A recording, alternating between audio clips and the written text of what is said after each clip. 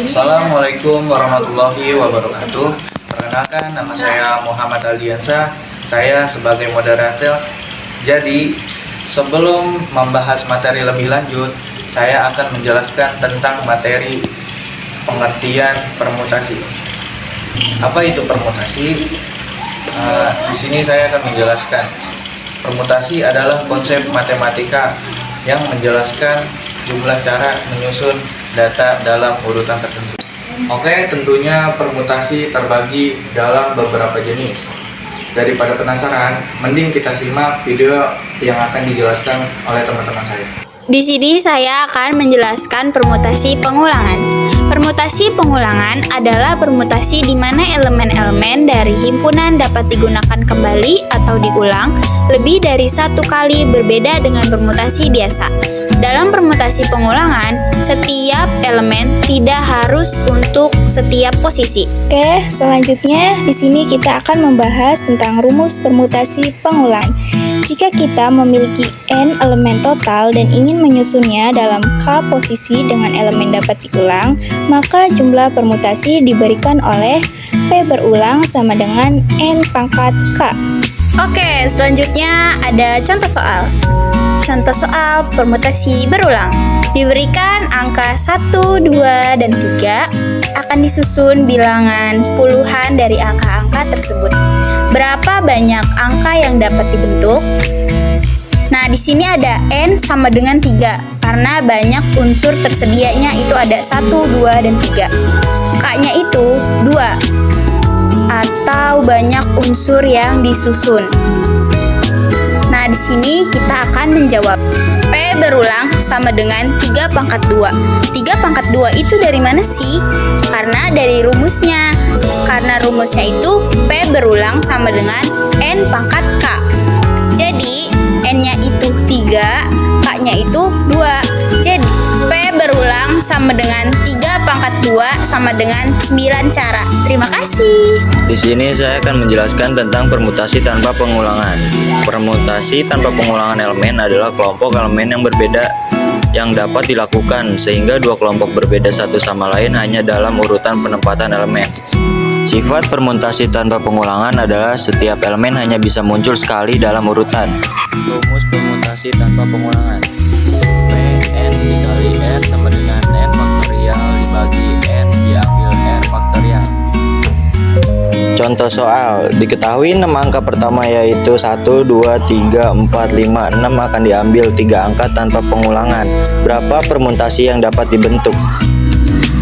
Nah, habis itu langsung masukin 6 faktorial dibagi 6 diambil 3 faktorial. Nah, yang dihitung itu langsung yang di dalam kurung dulu. Jadi 6 faktorial dibagi 3 faktorial. Ya, hasilnya 120. Sudah seperti itu ya adik-adik.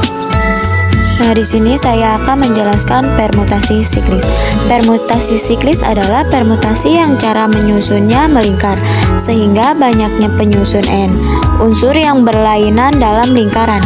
Selanjutnya kita akan membahas rumus dan contoh soal.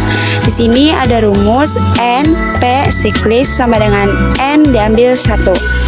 Yang dimana P adalah permutasi, N banyaknya unsur, dan tanda seru adalah lambang faktorial. Di sini ada contoh soal.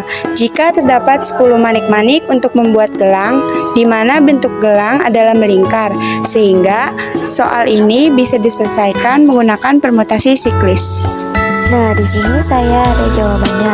Diketahui banyaknya manik-manik ada 10 sehingga N sama dengan 10. Jadi Pn sama dengan N diambil 1 faktorial sama dengan N-nya 10 diambil 1 faktorial sama dengan 9 faktorial. Nah, jadi di sini saya akan menjelaskan tentang permutasi unsur berbeda. Pengertian permutasi unsur berbeda yang terjadi ketika kita diminta untuk memilih hanya sebagian objek dari keseluruhan objek yang tersedia.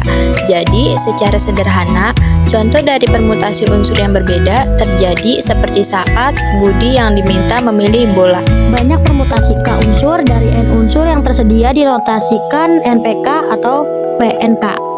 Nah, dari sini bisa didapat bahwa dirumuskan NPK sama dengan N faktorial dibagi dengan N dikurangi dengan K faktorial. Biar lebih jelas lagi, kita langsung ke contoh soalnya, yaitu hitunglah nilai dari 12P3.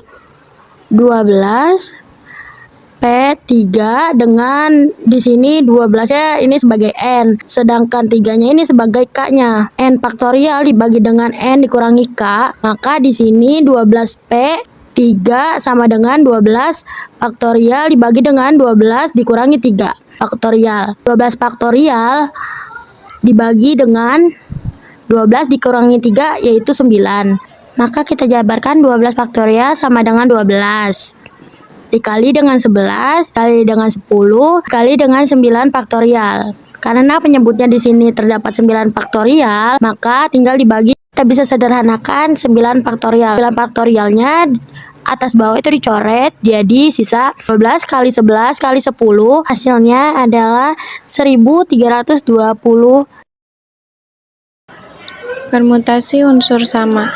Permutasi unsur sama adalah susunan objek-objek yang memiliki unsur yang sama atau identik dengan memperhatikan urutannya. Permutasi unsur sama sering digunakan untuk menentukan banyaknya susunan huruf dalam satu kata. Perbedaan permutasi dan kombinasi adalah permutasi memperhatikan urutan elemen yang dipilih, sedangkan kombinasi tidak. Berikut ini adalah contoh soal dari unsur yang sama, yaitu tentukan banyak kata yang dapat disusun dari semua huruf pada kata berjejer. Caranya adalah kita akan mengurutkan unsur-unsur yang sama pada kalimat kata berjejer, yaitu S sama dengan 3, R sama dengan 2, J sama dengan 2. Nah, untuk B-nya ini tidak disebutkan karena dia ada pada unsur pertama. Jadi, jika ditotalkan adalah N sama dengan 8. Untuk rumusnya, kita dapat menggunakan seperti pada rumus di unsur berbeda. Karena perbedaannya hanyalah bahwa kalau unsur yang sama ini kita hanya mengurutkan atau menggabungkan dengan unsur yang sama. Jadi, dapat kita tuliskan seperti 8P322 sama dengan 8 faktorial dibagi 3 faktorial dikali 2 faktorial dikali 2 faktorial. Lalu di bawahnya 8 dikali 7 dikali 6 dikali 5 dikali 4 dikali 3 faktorial per 3 faktorial 2 dikali 1 2 dikali 1. Nah, dapat kita ketahui kalau ada yang menghasilkan sama tinggal kita coret aja. Setelah itu di bawahnya ada 2 dikali 7 dikali 6 dikali 5 yang hasilnya adalah 1680 susunan. Sebelumnya saya ucapkan terima kasih, mohon maaf bila ada kesalahan. Wassalamualaikum warahmatullahi wabarakatuh.